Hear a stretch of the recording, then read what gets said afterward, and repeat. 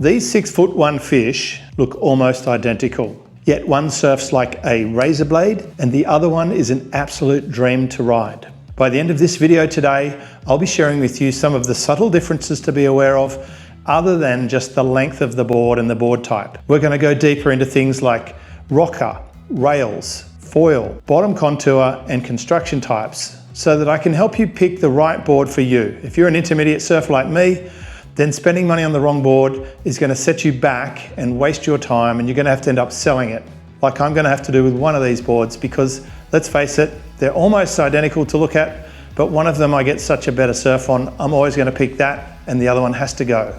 So what makes the difference? Let's break it down.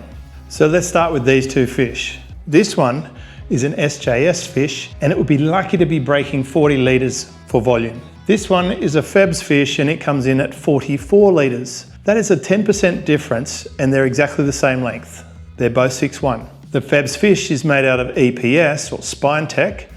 The SJS is PU. So of course the SJS being in PU and lower volume is already going to sit lower in the water, and that's putting me at a disadvantage, especially if I fluctuate in my weight or I'm only an intermediate surfer at best.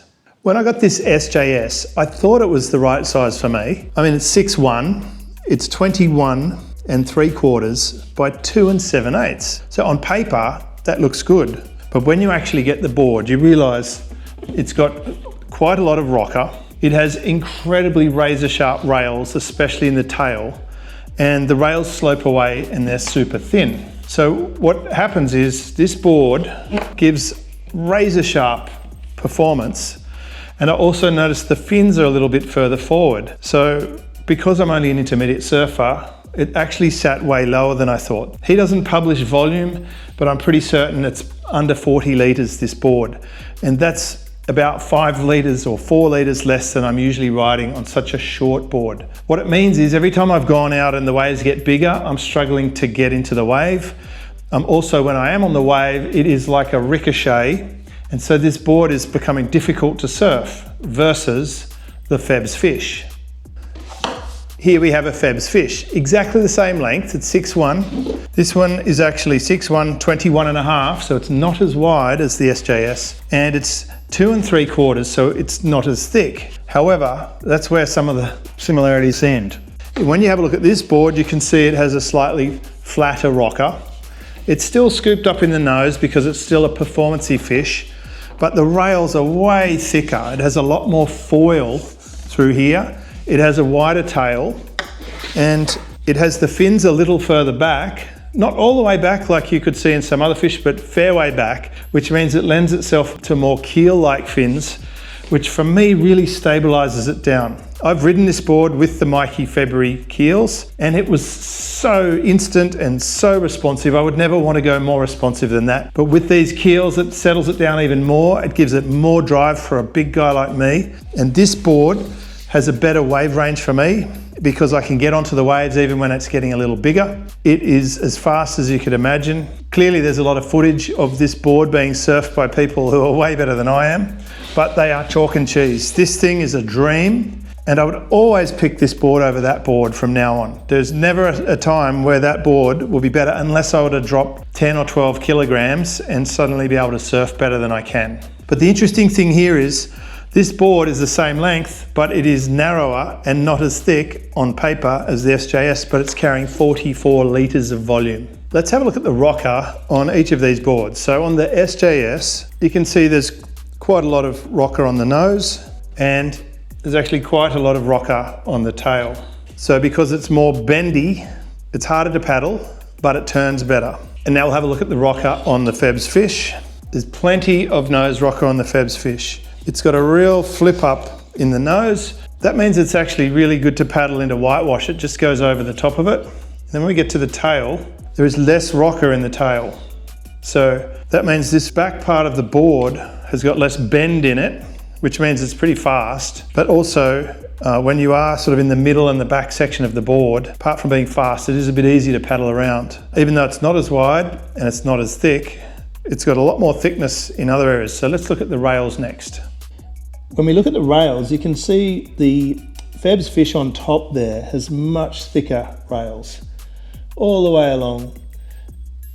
This is down the middle, much thicker, and at the tail, I mean, there is a significant difference between this little thin razor tail and this thick, meaty, voluminous tail on the Feb's fish.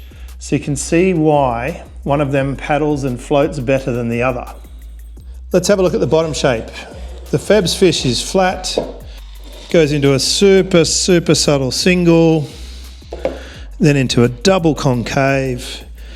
As you get near the fins, behind the fins, you end up with a V, nice V out the tail. SJS, it's fairly flat as well, into a double concave, double within single, and then at the tail, a little bit of V as well. And of course it has these little channels which give it a bit of grip and bite, which is handy with those upright fins. When we look at the outline, we can see that the nose is quite similar in outline shape, and they're pretty similar all the way down the board until you get to the tail, and then suddenly the Feb's fish is a lot wider, substantially wider here than the SJS. So again, the SJS being more pulled in means there's less surface area, and that means it's going to be better for turning and a little more control if you could paddle it into bigger waves. The Feb's fish is just an absolute beast. I mean, it is so quick because look at all that planing surface, and it also floats you better because there's just more tail. Now we're going to have a look at how far forward are these fin boxes. So from the back of the fin box, I measure these at about 9 1/4 or a little longer than 9 1/4 from the back, from the tail of the board. So remember that 9 1/4. On the Feb's fish, the same measurement is about 8 3/4. So you get 1/2 inch difference in where those fins are placed, which means the Feb's fish suits more of a keel fin, which gives stability, and the SJS suits more of an upright fin, which gives it performance but not as much drive, and it becomes, well, I've experienced it's quite squirrely and erratic for me under my feet. Let's talk for a moment about construction. This SJS is a great board. I'm not having a go at the board. What I'm saying is, when I purchased this board from the website, I thought it would be my size because of the length, the width, and the thickness. Turns out it's too performancey, and this is typical of this particular brand. All the SJS boards I have are more refined than I would expect for the dimensions. In terms of construction, these are handmade in Australia by Scotty James, so they are incredibly well crafted. It's lasting well. I've surfed it plenty of times. It's only got small impressions in the tail here. I also like some aspects of the design too. I do like that the rails slope away. I mean, when you turn, it turns. I do like that it has a slight convex deck. I do like the beak. I do like the channels, and the only thing I don't like about this board is the placement of this leg rope.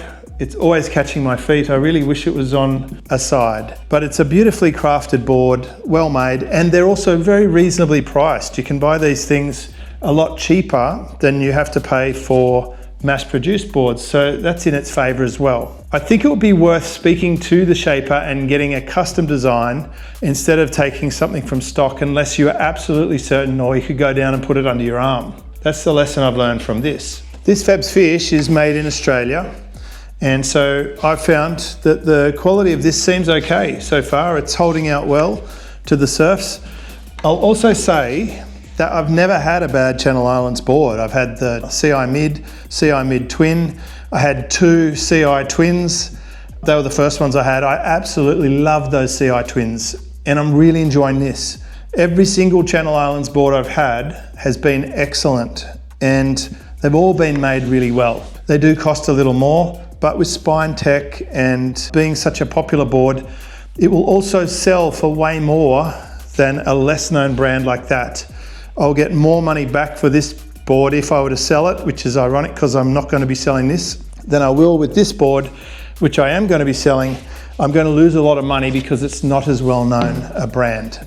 While we're talking fish, I want to show you another one that I have. This one is an Album Sunstone. It's 6 foot long, so it is actually shorter than both the other boards. It has nice set back keels, so they're even closer to the tail and really lends itself to the kind of fish surfing I like to do. It has a beautiful single concave out to a little bit of double here. It's got nicely foiled rails. Just everything about this board is good. This is about 42.5 litres, so it has more volume than the bigger, wider, thicker SJS. It is a really enjoyable board, and also the leash is out on the sides, so it never gets in my way. This board is a keeper. I love it, and it's just a good example how a less wide, less thick board can still end up with more volume if it's got a good rocker, foil, and everything else. The Album Sunstone is an excellent fish if you want a mild performance Liz fish. So this is the most traditional fish I have of this type. Then there is another one I want to show you. Just have to find it. Where is it? Here it is. This one is kind of the other end of the dial. This is a cheap fish, and cheap as in it didn't really cost a lot. It was really well priced. You pay as much new for one of these as you pay secondhand for these other boards. It's a bit longer at 6'4", and it's 21 7/8 wide and 2 7/8 thick. It's 42.38 litres, and it's EPS. One thing I love about this is the stringer line sits below the rails, so it actually works really well in small waves because it's a bit longer, because it's got a fairly flat rocker, and because the keels are set a fair way back. I found this surfs really, really well in small to medium waves. It actually has been a lot more enjoyable for me than the performance-y board. So value for money, if you're on a budget and you can find one of these, this is Element Twin Fish. These are actually good value. And so far, it's holding out just as well as any of the other ones. They're made in a super high quality factory, I think these days in Thailand. This one might have been made in China, but don't let that stop you. You can see from the outline, everything's working well for this. What's the summary here? For me, this Feb's fish is the best fish that I have for a Liz style fish. It's still got that performance-y nose with that little flip, but it's wide and thick and fast and fun, and it's just a beautiful fish, and I like it with these saw keels. These give me the hold that I like and the speed. There is one other fish that I love too. I still have a Smith fish. You've seen it on my Philippines video. It's a more performance-y fish than this. It's 6'5". and it can work in any wave condition. I absolutely adore that board. I've ridden it probably 50 or 60 times now. I love it. I would never sell that board. I'll ride it until the end of its time. So this Feb's fish and the Smith fish are my top two favorites, followed by the Sunstone for a more traditional feel. And then the Element, if you're on a budget or whatever. I really wanted to try it. At some point I'll probably sell that and it'll go back in the market and someone will have a lot of fun on it. A decent board. It reminds me of a JS that I had at some point. So the SJS, great brand, great board, but always size a little up, I think, or talk to the shaper if you're going to get one of them. I'll also share a couple of other options. Notable mentions, I've had some amazing fish in the past. Jim Banks Magic Carpet, a DVS Hydra Hull, a Christensen Monarch fish, and a Vouch Vish. They were all great. I usually sold them because I got bigger and they got smaller for some reason, but they're all really good fish. Next time you're looking at a board, just look beyond just the length, the width and the thickness. Have a look at the rocker, the rails, how much thickness is in that board, what kind of bottom contour, where are you going to be surfing it, and be realistic about your surfing ability and how heavy you are, because for me, I'm often selling a board because I've gone a little more performance-y than I'm able to surf it, if I'm being honest about it. And that's why I tend to find my right boards now. The rest have to go, and it's a beautiful thing. It took me a long time to get to this point. Hopefully you can avoid making some of the mistakes I've made. If you've had a favorite Liz style fish, what was it? Drop a little comment below this video. Let me know what it is. I'm curious to learn what else people are surfing out there.